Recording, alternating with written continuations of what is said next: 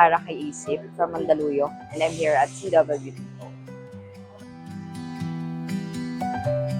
This is home renovation. Nirecommend to ng kapitbahay namin kasi nag-renovate din sila ng resort. Wala naman, medyo nahirapan lang kami talaga for choosing the colors. Andito naman lahat kasi ng kinuha naming floor tiles, wall, dito na namin siya kinuha. Tsaka yung paint, we're looking for the paint. We're waiting for the paint lang to deliver, so babalik kami.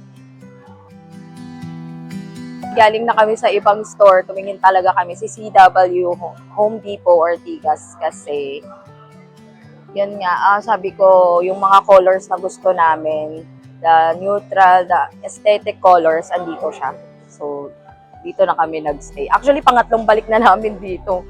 Final na namin ngayon kasi kailangan na namin.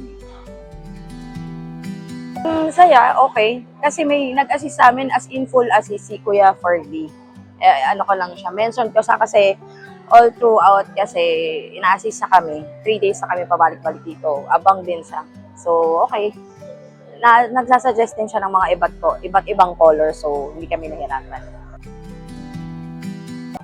Yes, of course, I would recommend CW Home Depot Ortigas po.